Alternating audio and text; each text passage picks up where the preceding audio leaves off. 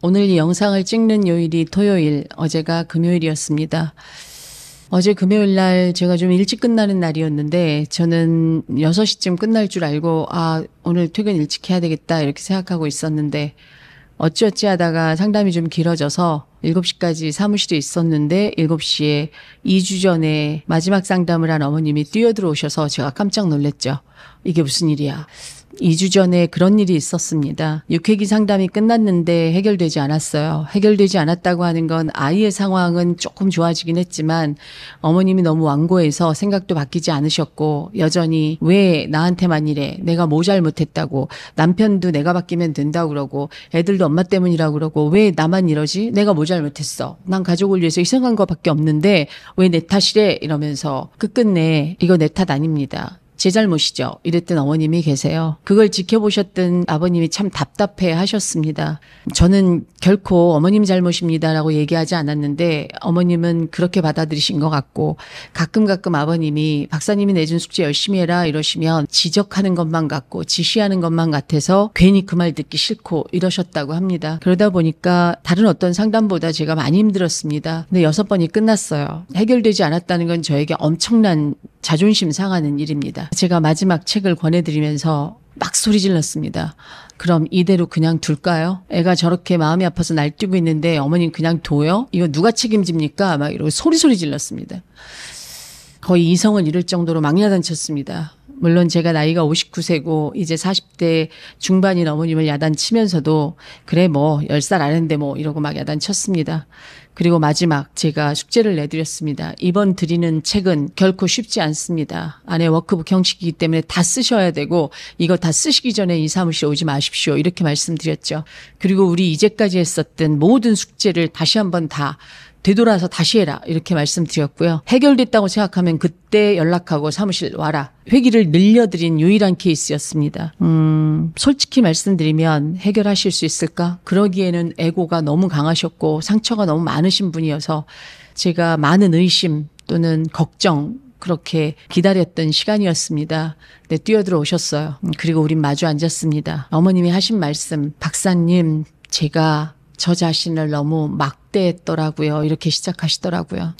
저는 저를 한 번도 사랑해 본 적이 없었던 사람이었습니다. 제가 맨날 저 어릴 적 상처 없다고 말씀드렸는데 깊숙이 들어가 보니 저는 방치된 아이였더라고요. 저는 정서적으로 방임된 사람이었습니다. 그래서 많이 억울했었나 봐요. 그래서 남편이 좋은 얘기를 해도 공격하는 말로 들리고 다 누군가 이야기하면 다 왜 내 탓하지 이렇게 들었던 것 같습니다. 제가 저를 사랑하지 않았던 걸 이제 알았습니다. 이렇게 이야기하셨습니다.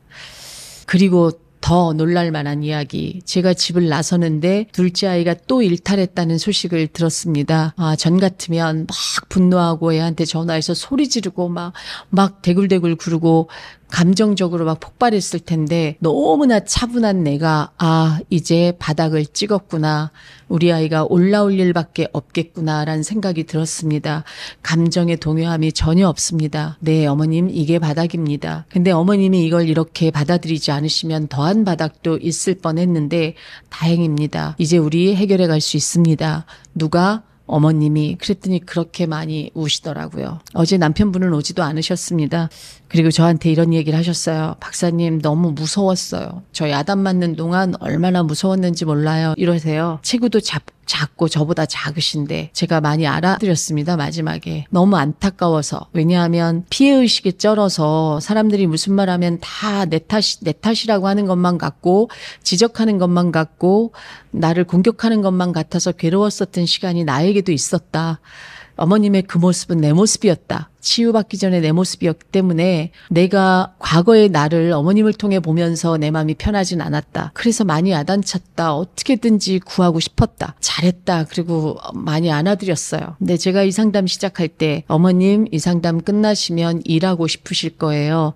전업주부셨는데 일할 수 있는 용기가 나실 겁니다. 이렇게 말을 했는데 저는 좀 잊고 있었습니다. 그런데 어제 박사님 제가 이제 일을 하려고요. 저 일해도 되겠죠? 이렇게 물으시길래 당연히 하셔야죠. 용기가 나셨나요? 네, 이제 용기 있습니다. 전 뭐든 할 수 있습니다. 이러셨어요. 그게 어젯밤 7시에 오셔서 8시 반에 나가신 마지막 상담이었습니다. 저한테 참 울림이 있었던 상담이었고, 이 집의 모든 문제들이 해결됐느냐, 아이 문제는 산적해 있고 또 풀어가야 될 일이 많이 있으시죠. 제가 한 3가지 숙제를 내드렸습니다. 이제 매일매일 가족 단톡방에 감사 일기를 3가지씩만 써서 올려라. 내가 너희들로 인해서 얼마나 감사한지 아이들로 하여금 알게 해라. 이게 숙제였고, 2번째 숙제는 계속 긍정적인 말을 좀 많이 해라. 이런 숙제를 내드렸죠. 그래서 몇 가지 숙제를 더 내드리면서 마지막 읽어야 되는 책을 내드리고 우리는 헤어졌습니다.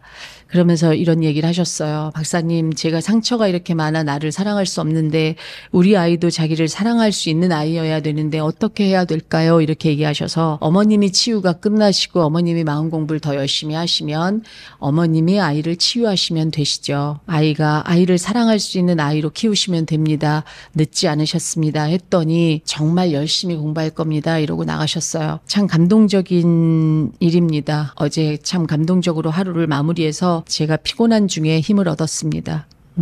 부탁드리고 싶은 건 다른 게 아닙니다. 아이를 구하겠다는 건 너무 간절한 마음이시죠. 그러나 결국 아이를 구할 수 있는 건 어머님들이라는 걸 잊지 마십시오. 결국은 어머님들이 어머님 자신을 완전히 수용하고 어머님 자신을 완전히 사랑할 수 있을 때 아이를 구할 수 있는 힘이 생기고 아이를 사랑할 수 있는 마음의 힘이 생긴다는 걸 잊지 마십시오. 그래서 사랑받지 못한 나를 위로하시고, 사랑받지 못한 나를 불쌍히 생각하시고, 사랑받지 못한 나를 온전히 있는 그대로 수용하실 수 있는 그 상태가 됐을 때 어머님들이 보시는 세상은 참 많이 달라져 있을 겁니다. 어머님들이 바라보시는 내 아이의 모습이 참 많이 달라 보일 겁니다. 그렇게 되셨으면 좋겠습니다. 김지연이가 최종적으로 마지막으로 이 상담을 오시고 나가시는 어머님들께 부탁하는 말이 바로 이겁니다. 내 아이의 모습을 있는 그대로 보시고 내 아이의 모습이 달라 보이고, 그리고 내가 듣는 말들이 다르게 들릴 때, 그리고 내가 그저 매일매일이 감사하고 행복할 때, 그때 모든 문제가